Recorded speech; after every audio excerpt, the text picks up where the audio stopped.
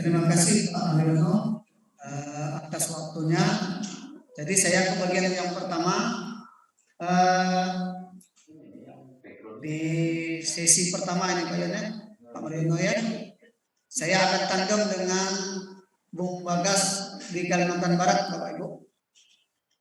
Jadi seperti yang kita bicarakan di awal, kita akan bersifat banyaknya sharing nanti ya, sharing. Familiar di kelompok. Jadi nanti juga akan diperdalam dari Mas Bagas ya. Jadi saya akan mulai. Enggak lah. Nah, ini memang belum presentasi. Ini udah presentasi belum. Bukan dari kita. Nah, ini itu lah. Mana itu?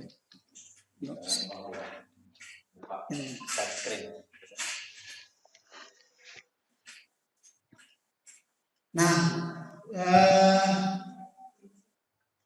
Bapak Ibu, jadi menulis artikel itu merupakan cara mengungkapkan pendapat atau gagasan tentang tema atau hal dalam bentuk tulisan. Jadi kalau Bapak mau Ibu mempunyai pendapat atau gagasan, terutama dalam hal tentang dunia pendidikan kita, itu harus Bapak tuangkan dalam bentuk sebuah tulisan. Nah, ini sesuai dengan rohnya kurikulum merdeka itu. Bagaimana kita meningkatkan literasi kita ya Bapak Ibu. Sedikit saya sampaikan bahwa dalam rapor pendidikan kita itu mayoritas sekolah itu lemahnya di literasi, baik itu literasi guru maupun literasi siswa. Itu didapat datanya dari asesmen nasional yang kita lakukan tahun kemarin. Jadi kita banyak berada di zona kuning dan merah. Nah, rapot pendidikan kita itu berada literasinya di zona kuning dan merah. Nah, jadi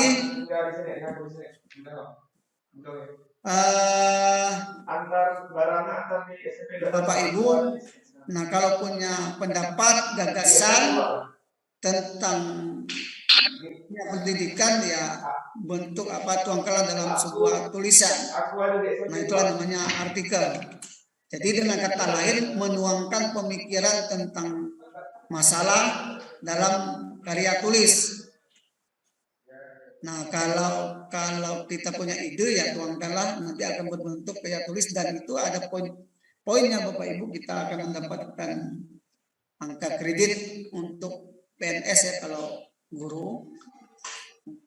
Jadi kata artikel dipahami sebagai laporan atau karangan atau tulisan tentang masalah yang dimuat di media cetak. Nah, jadi kalau Bapak sudah menuangkan ide,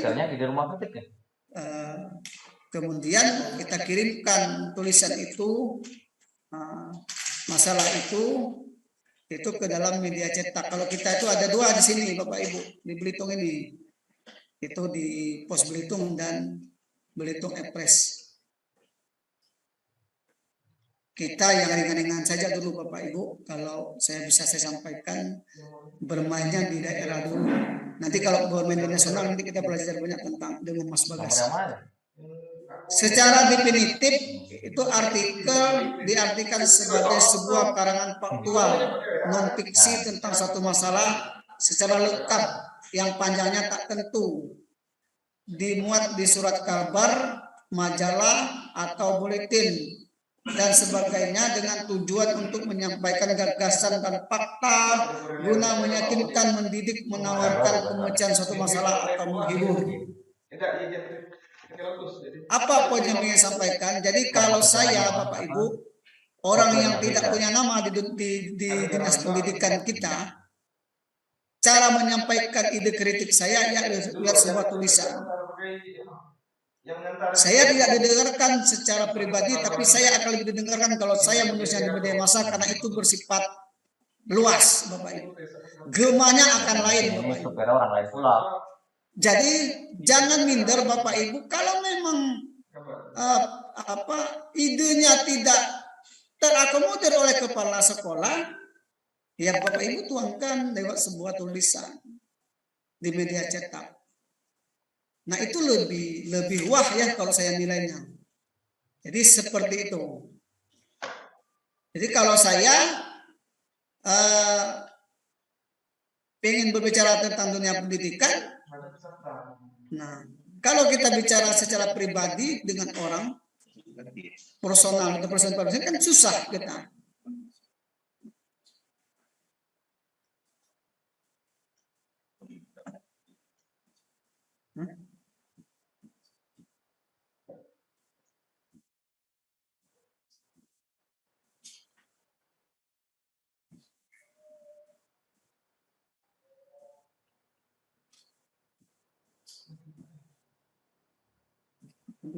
Dari sana. Nah, jadi saya sampaikan lagi, ini bukan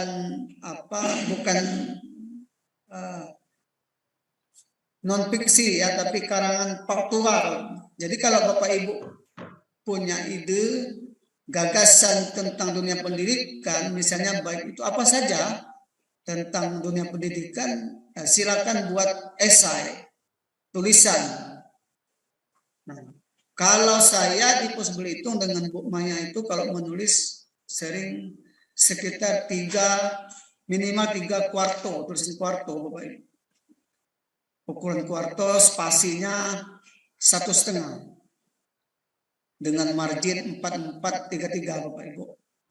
Temnos Roman 12. Jadi minimal 3 ukuran kertas kuarto. Kalau itu 3 ukuran kertas kuarto, biasanya Pos Belitung akan membuat tulisan itu ditandem dengan 3 orang biasanya.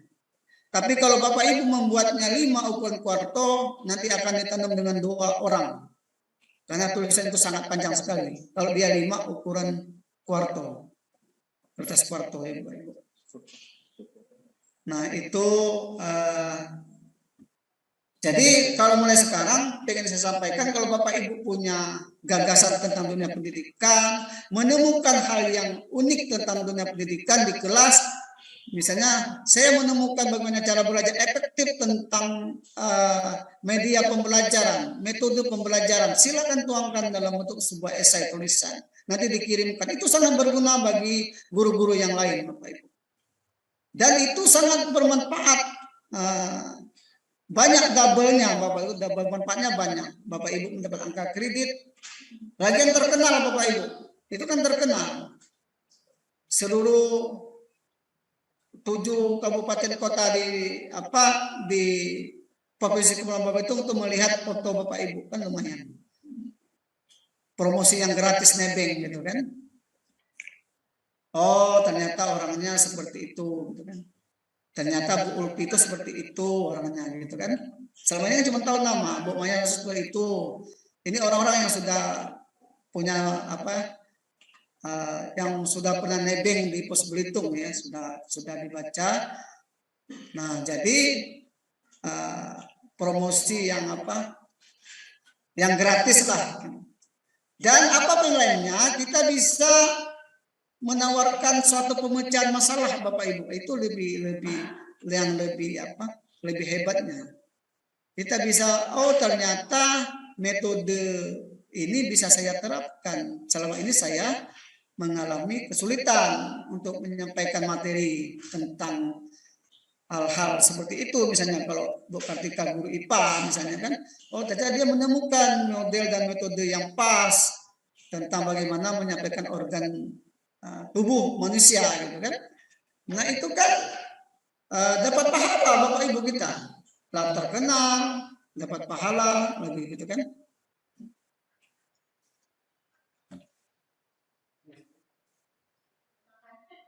Terus ini netnya.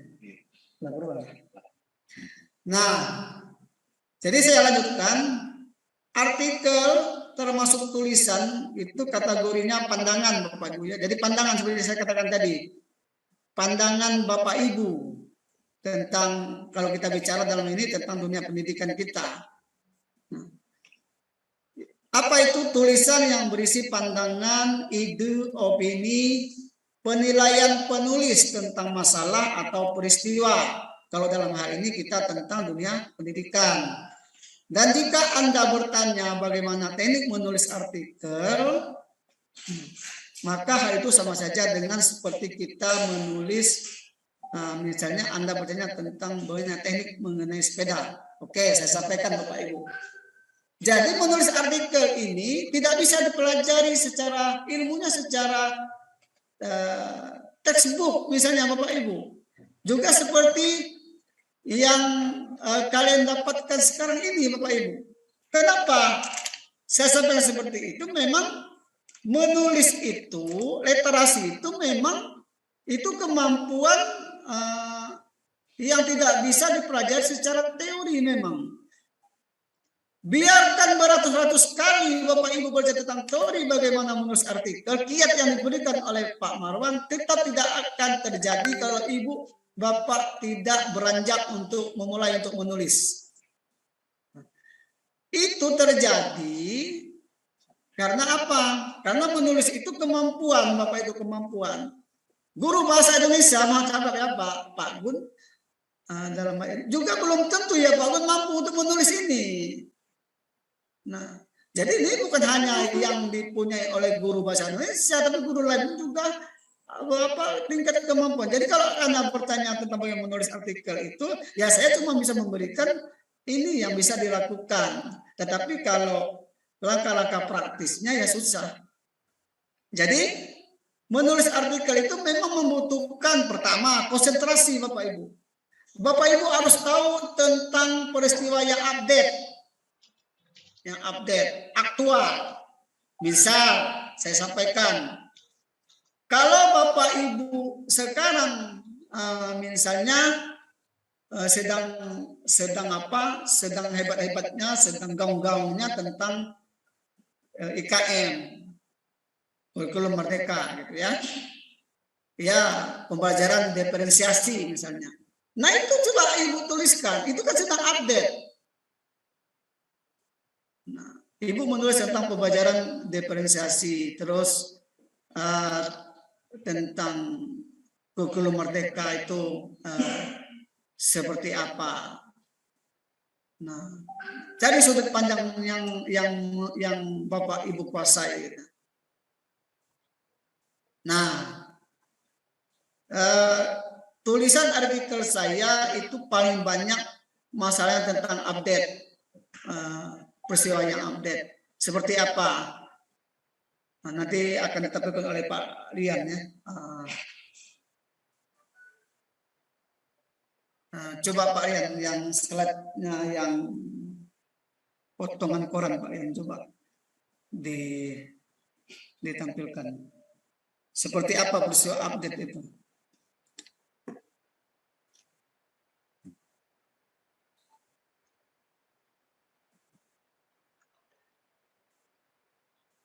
Kalau ini screen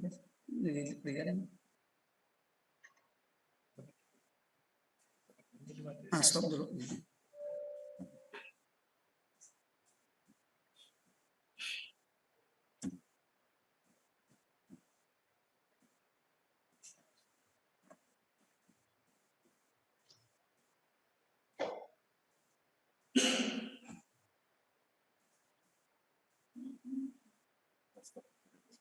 Coba Pak Rian, dapat ke Pak Rian kita tampilkan kalau enggak.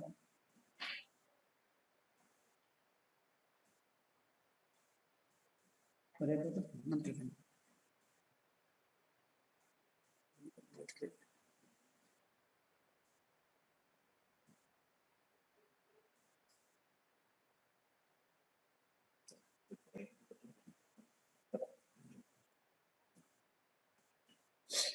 Sebentar ya Bapak Ibu, masih kita tampilkan bentuk tulisan.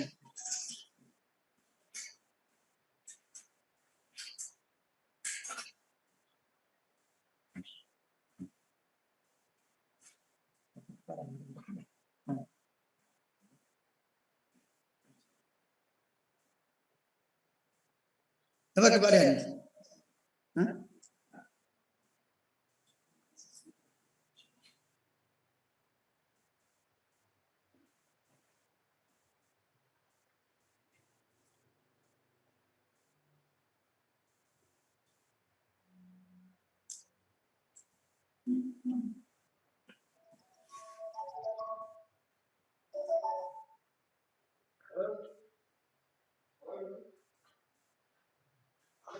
Masih Bapak.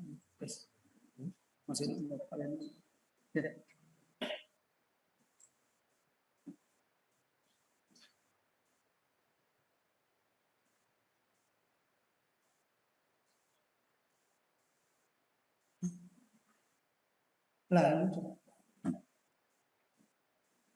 Nah, oke. Nah, kemarin ini tulisan Bu Maya ya. Yang Bu Maya ketika nilai ujian sekolah bukan penentu kelulusan ini diterbitkan di 30 Mei ya. Nah, ini di saat kita menjelang kelulusan. Itu sangat update anunya. Ini langsung dimuat besoknya Bapak Ibu oleh Pos Belitung. Tidak menunggu-nunggu lama. Karena memang orang ketika kalau kita menulis artikel itu memang orang daya jualnya adalah judul. Nah, orang ketika melihat judul itu orang pengen membaca. Jadi kita memang harus pandai mencari judul itu. Jadi misalnya judulnya ketika nilai ujian sekolah bukan penentu kelulusan. Itu kan ada sebuah pertanyaan. Ada sesuatu di situ, ada satu yang salah misalnya kalau atau satu yang membuat orang untuk tahu, oh iya sih kenapa sih memang ketika ujian sekolah itu bukan penentu kelulusan, karena kan selama ini orang yang penentu kelulusan itu adalah nilai ujian sekolah. Oh ternyata setelah dijelaskan dalam artikel ini penentu kelulusan itu bukan cuma nilai ujian sekolah, tetapi ada nilai, perilaku, dan sikap. Oh, ternyata orang tahu. Itulah kita memberikan edukasi kepada masyarakat, informasi. Oh, ternyata misalnya orang tuanya kalau ada yang tidak naik kelas atau tidak lulus, berarti nilai perilakunya itu kurang atau cukup. Dan tidak boleh di sekolah kita ya, di rumah kita. Coba yang lain apa yang?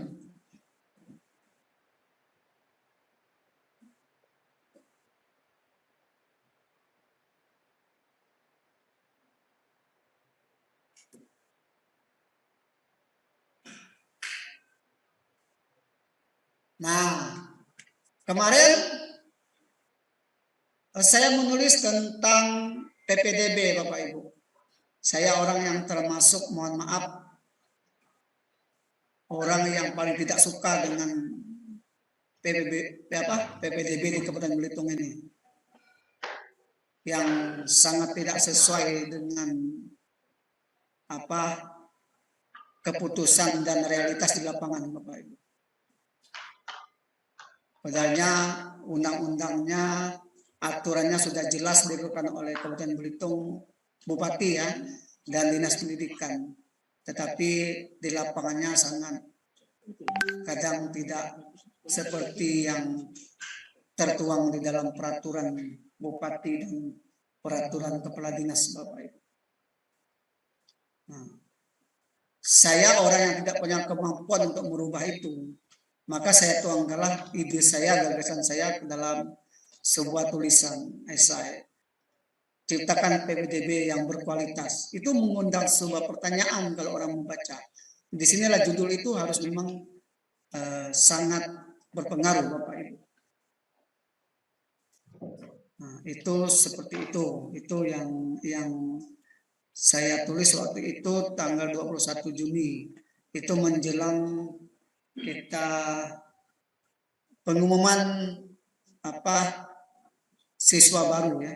Kalau kita di pinggir-pinggir ini enggak Bapak Ibu. Tapi yang di Tanjung Pandan itu yang kadang-kadang boleh dikatakan yang tidak berkualitas itu penerimaannya. Dalam artian yang tidak sesuai dengan peraturan bupati dan peraturan Pak Kepala Dinas ya Bapak Ibu. Terus satunya lagi Pak Rian.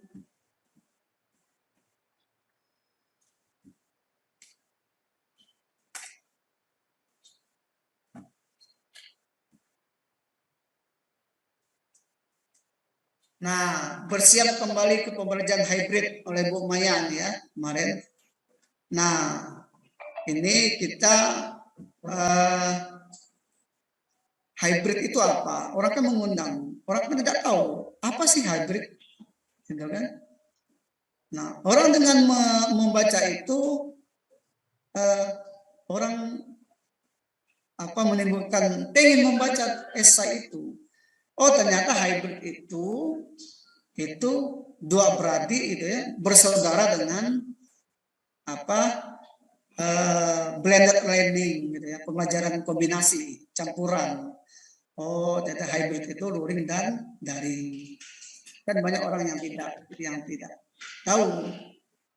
Nah, seperti apa kombinasinya? Nah, itu hal-hal seperti itu ya yang saya katakan. Jadi kita itu memohonkan ide itu dalam bentuk sebuah tulisan, dahului dengan judul yang mengundang sebuah minat orang untuk membaca tulisan itu.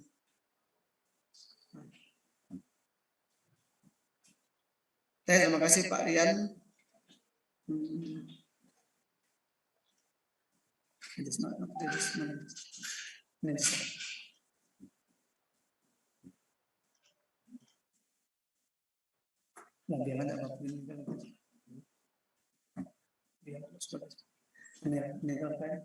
Nah, oke, kita lanjutkan ya. Jadi pada dasarnya saya tarik kesimpulan, jadi belajar menulis esai itu memang dimulai dengan kemauan dan kalau saya bilang ya memang semangatnya harus tinggi. Saya juga kalau menulis hanya Bu Maya kalau di rumah ya. Kalau saya tuh kalau menulis sering di hari Sabtu dan Minggu ketika menjaga toko dengan anak. Karena memang saya libur waktu itu ya, Bu Maya bermasalah di rumah. Jadi saya kalau menjaga toko, menulis di artikel itu, kalau anak saya sering di sebelah Pak Yudis, misalnya di Pak Yudis ini, dia sampai 10 kali memanggil saya. Seakan saya tuli memang tidak mendengar. Saya tahu sebenarnya dia bertanya Pak. Karena saking fokusnya. Karena kalau saya istilahnya nyaute apa yang dia tanya, bubar konsentrasi saya. Nah itu memang kita memang harus fokus tentang itu. Kadang-kadang anak saya jengkel, tuli apa ke bapak nih gitu kan? Memang saya mendekat tadi. Nah sebenarnya itu konsentrasi itulah sebenarnya. Nah, kenapa saya akan seperti itu? Kalau menulis artikel itu, Bapak Ibu, kalau saya kadang 30 menit selesai. 3 open quarto itu selesai. Karena saya, trik yang ingin saya sampaikan, Bapak Ibu harus membuat dulu kerangka bagannya. Jadi misalnya Bapak Ibu mau menulis tentang kurikulum merdeka. Kuncinya Ibu cari bagannya dulu. Misalnya Ibu mau tentang, Bapak Ibu mau tentang pembelajaran diferensiasi. Oh, cari dulu anunya. Kalau kita dalam S1 dulu itu kajian yang relevan, gitu kan? Ya, kajian yang relevan itu apa? Artikel yang relevan, tulisan yang relevan dengan tulisan yang ingin kita angkat. Di mana dapatnya Pak Marwan? Gampang, di Google Scholar, Bapak Ibu. Bapak Ibu tinggal ketik pembelajaran diferensiasi, nanti keluar saja semuanya. Oh, cari ibu Bapak Ibu mau fokusnya di mana? Oh, pembelajaran diferensiasi ini. Nah, Nanti di-download saja, download. Jadi kalau saya di WA grup keluarga itu paling banyak link. Kalau saya sudah mengeluarkan 5-6 link sebagai kajian yang relevan, itu berarti akan munculkan satu sebuah tulisan. Karena itulah panduan saya menulis, Bapak Ibu. Oh, ternyata menurut Prof. Saiful Rahmat, pembelajaran diferensiasi itu seperti ini. Nah, itulah yang akan saya jadikan sebuah tulisan. Panduannya seperti itu. Kedua, kalau Bapak Ibu sudah ada bagannya, nanti tinggal tuangkan sebuah dalam esai Ibu. Ingat, tapi kalau Bapak Ibu menulis, mengambil potongan dari tulisan seseorang, jangan lupa cantumkan Bapak Ibu nama orang itu. Misalnya Marwan Pos Belitung 2020, Juni 2020, atau misalnya dari nama seseorang, biasanya dia nama seseorang 2020, misalnya Yudhistira 2020, itu jangan lupa dicantumkan, biar Bapak Ibu tidak dituduh sebagai seorang plagiat, karena Bapak Ibu rujukan itu sebagai sebuah rujukan. Kelemahan kita selama ini aku melihat di tulisan artikel Bapak Ibu yang dimuat banyak di Pos Belitung itu, dia tidak banyak merujuknya, tapi tidak mencantumkan nama orang lain. Itu berbahaya Bapak Ibu. Kalau dia berskala nasional itu otomatis akan didis Bapak Ibu. Untunglah kita level yang sifatnya media lokal, mungkin kekernya itu turnitinnya itu memang tidak ada mungkin kalau saya menilainya. Tapi kalau dia pakai turnitin, pakai cekernya itu kelihatan itu. Kalau saya paling gampang menirunya. Saya menulis, saya lihat turnitinnya berapa. Oh, kalau sudah di atas 15% itu bahaya Bapak Ibu. Itu plagiatnya sudah luar biasa. Maka itu kalau kami hanya berlastri lah mungkin yang sudah selesai S2, kalau mengambil kutipan di atas 15% itu berbahaya Bapak Ibu. Dia ini tahu lah S2 tahu itu berbahaya sekali. Jadi kalau saya mengumpulkan esai itu, kalau di kuliah kami itu nanti sebelum mengirimkan itu cek dulu Bapak Ibu.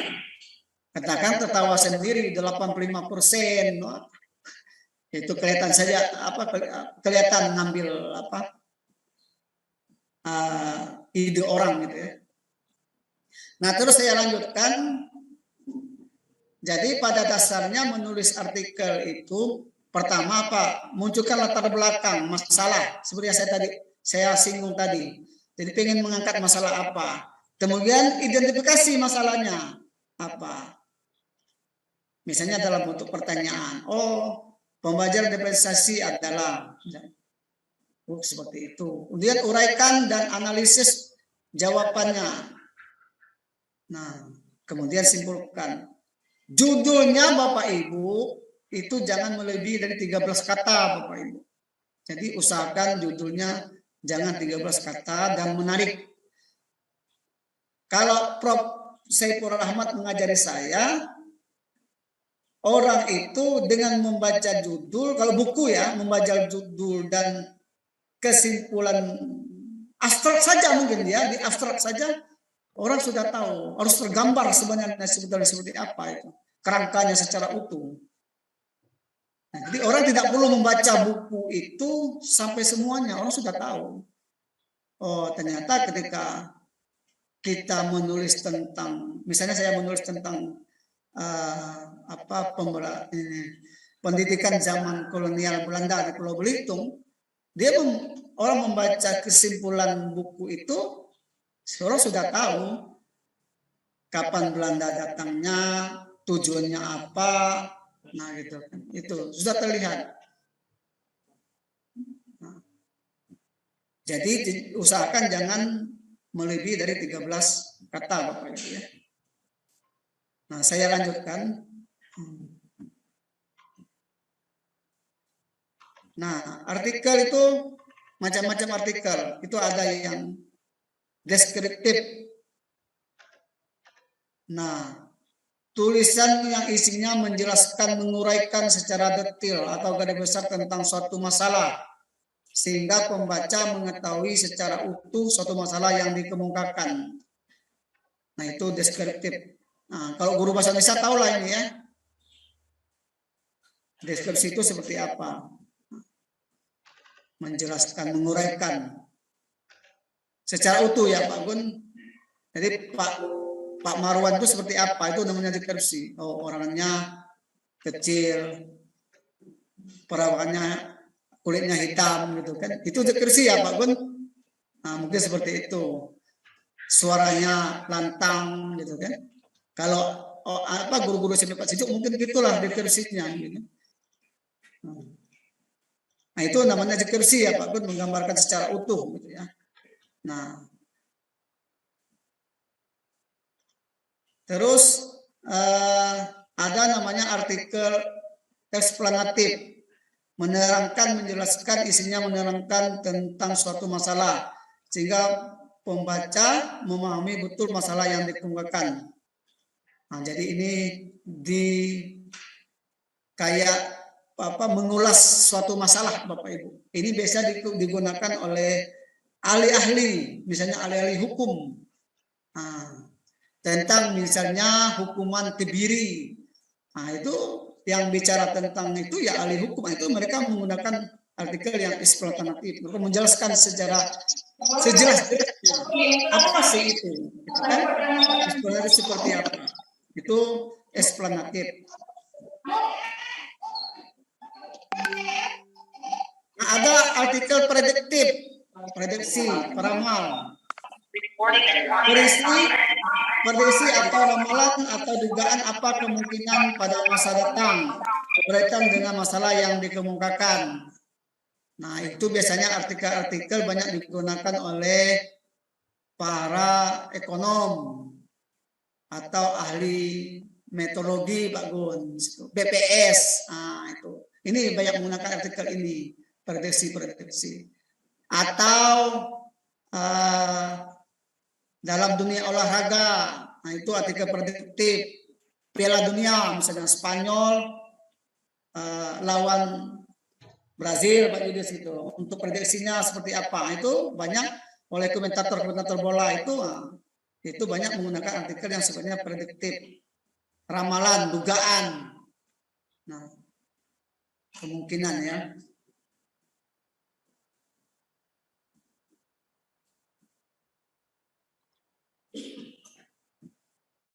Terus ada artikel preskriptif, menentukan, isinya mengandung ajakan, imbauan atau perintah terhadap pembaca agar melakukan sesuatu. Kata-katanya harus, sejujurnya, semacamnya, yang menulis tulisan seperti ini. Nah, ada juga tulisan seperti ini. Ini biasanya tulisan yang bersifat top down ya, dari atas ke bawah Bapak Ibu. Biasa orang-orang kementerian kalau kita ini, Mika guru harus seperti ini, gitu kan? Mereka bukan guru padahal, tidak pandai jadi guru, cuman pandai merintahkan gitu saja. Sejujurnya seperti ini, kayak kepala sekolah, gitu kan?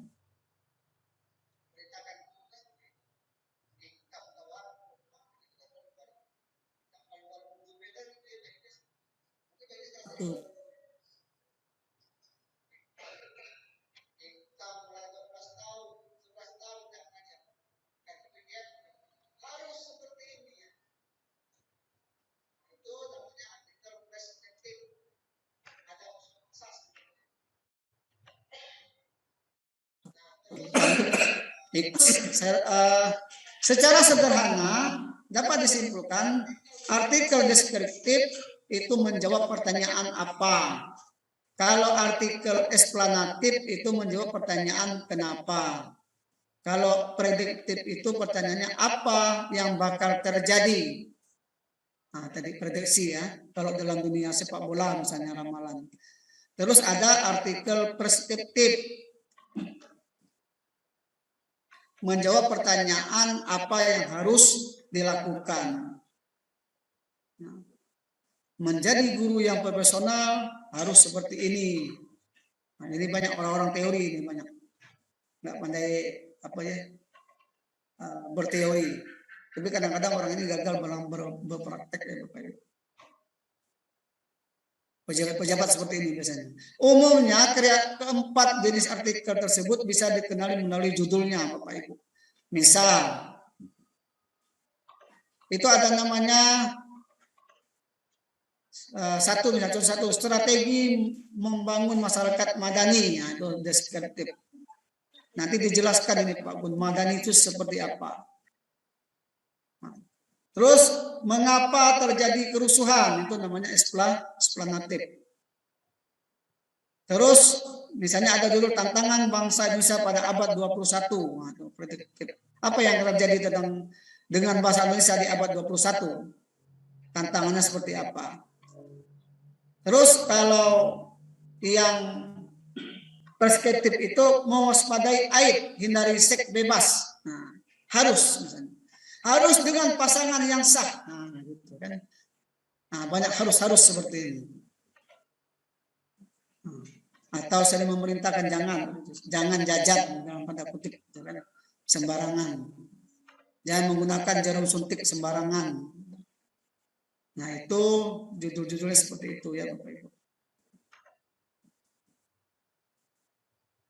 Pada praktiknya di media massa cetak ini kita sering sulit menemukan atau membedakan mana artikel yang murni deskriptif atau prediktif. Misalnya pada umumnya tulisan yang bertebaran di media massa cetak merupakan jenis artikel atau tulisan gabungan.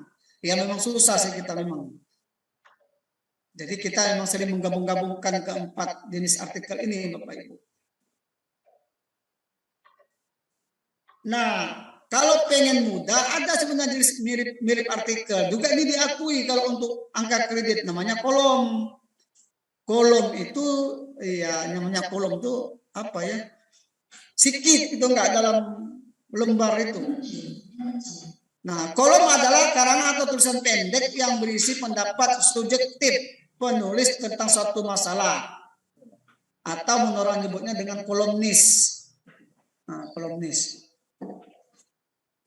Nah, boleh juga Bapak Ibu, ini diakui sama saja nilainya 1 ya kalau angka kredit di media cetak daerah itu nilainya 1 Bapak Ibu angka kreditnya. Kalau di nasional itu 1,5 kalau nggak salah tulisannya. Jadi kalau Bapak Ibu naik dari 3C ke 3D itu perlu 6 PI-nya, itu cukup dengan 6 artikel.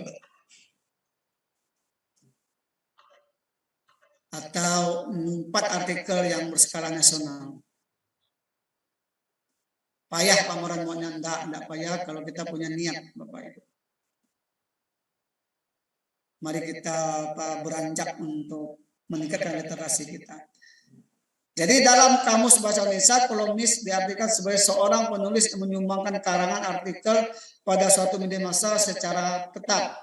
Nah ya biasanya kolumnis ini kalau di Pos Belitung itu tiap hari Senin Bapak Ibu dari pimpinan Pemret dia. Nah, atau kalau dalam kolom Ngenjunga dari Pak Peter Rozi itu, nah itu kolumnis. Kalau tetap Bapak Ibu. Kalau kita dekat sifatnya insidental ya. Nah, kolom atau tulisan opini menurut Slamet Soseno yaitu isi hanya tentang pendapat. Penulisnya dituntut agar yang dikemukakan itu benar-benar pendapatnya saja. Berbeda dengan tulisan artikel yang berisi pendapat namun sertai tuturan data, fakta, berita atau argumentasi berdasarkan teori keilmuan yang mendukung pendapat tentang suatu masalah. Nah, jadi kalau di media massa itu lebih baik kita cenderungnya ke opini, pendapat Bapak Ibu ya gitu. Jadi kalau kita opini itu nanti kita tidak perlu banyak panduan dari tulisan lain karena itu berpendapat kita ya. Jadi memang harus didukung dengan teori-teori dari orang lain gitu ya.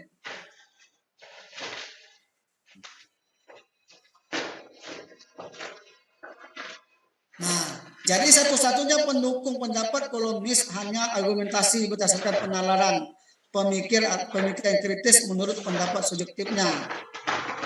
tulisan kolom tidak mempunyai struktur tertentu, misalnya ada bagian pendahuluan, isi, tubuh, atau penutup. Nah, kalau artikel kan jelas Bapak Ibu. Kalau yang keren itu ada dari mulai dari abstrak, pendahuluan, isi, gitu ya. Kemudian ada penutup, kemudian disertai dengan daftar pustaka Bapak Ibu. Itu kalau artikel. Artikel itu hampir mendekati makalah sebenarnya Bapak Ibu. Ia langsung berisi tubuh tulisan, yaitu berupa pengungkapan pokok bahasan dan pendapat penulis tentang masalah tersebut. Judulnya pun biasanya singkat saja, seperti yang saya katakan tadi, hanya minimal 13 kata. Bahkan kalau kadang-kadang ada tentang hanya enggak 1 kata saja Bapak Ibu.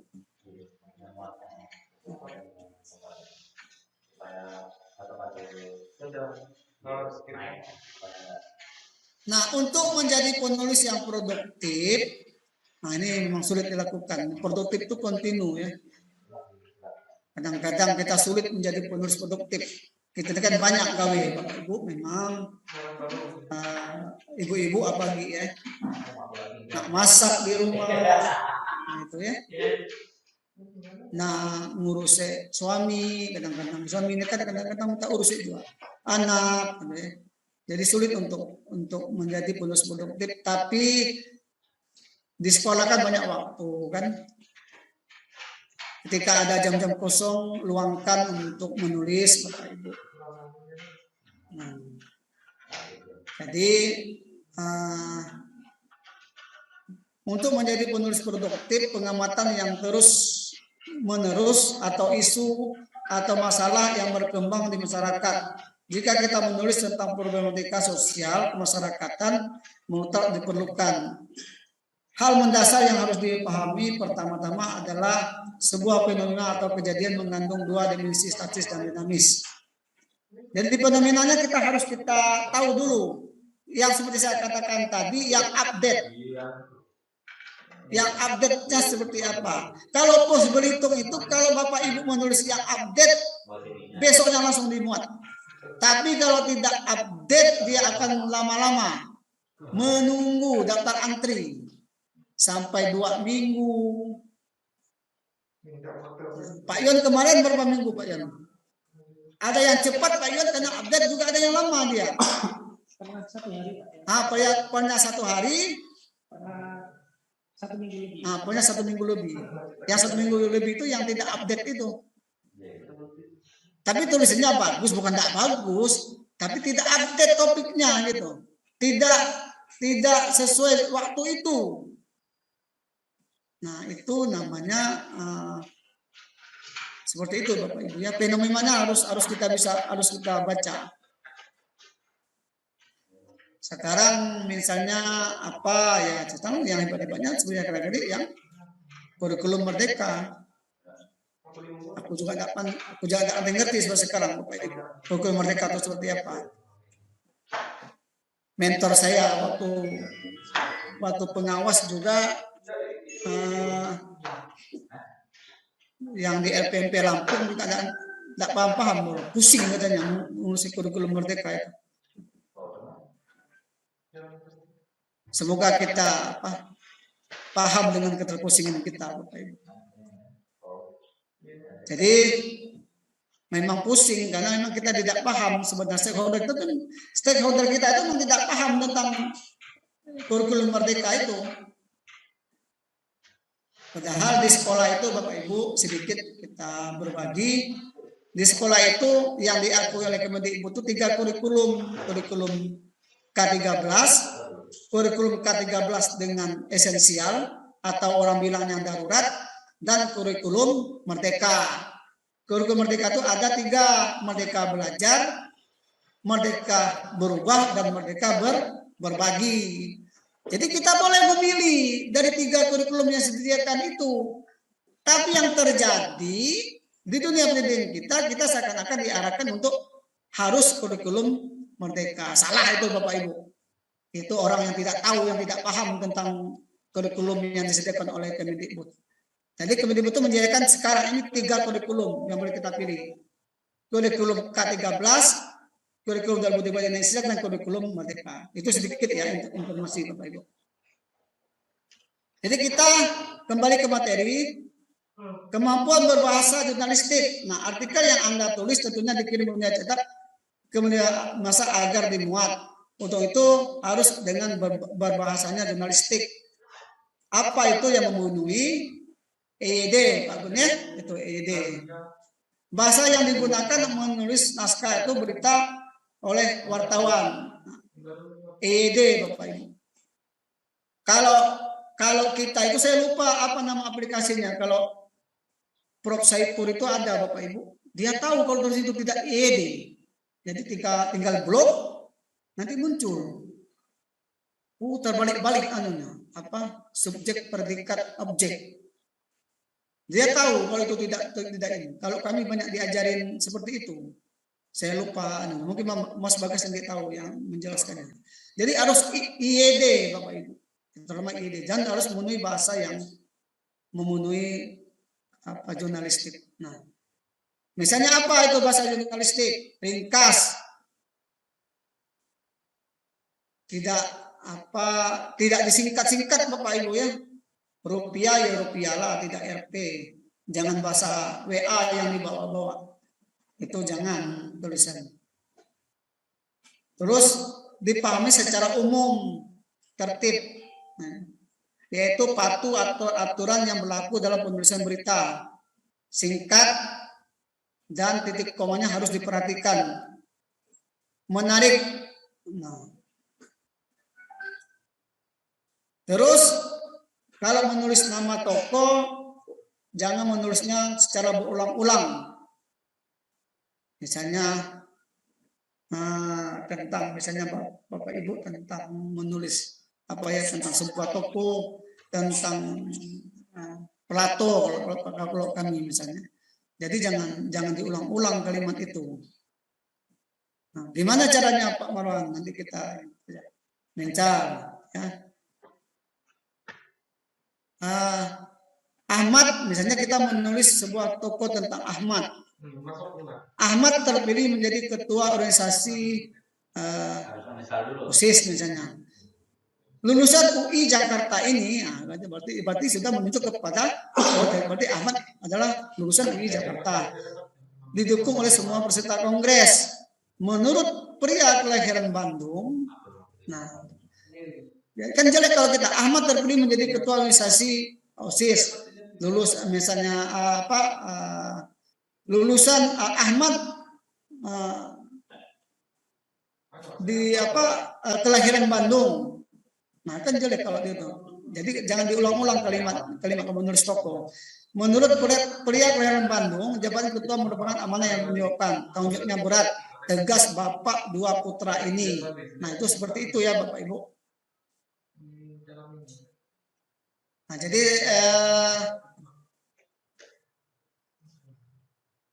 itu yang bisa saya sampaikan. Nanti kita akan lebih banyak sharing. Ya Bapak Ibu, seperti yang saya katakan tadi, memang menulis artikel itu cuma bisa diberikan kiat. Kalau ditanya kiat ucapannya ya susah Bapak Ibu. Tapi yang jelas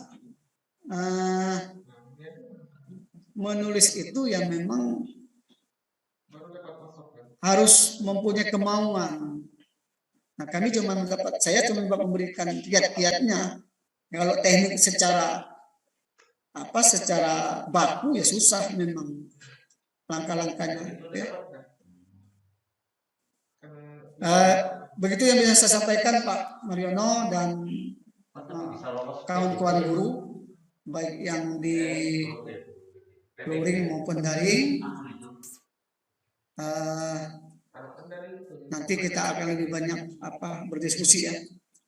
Baik, waktu kami serahkan kepada moderator.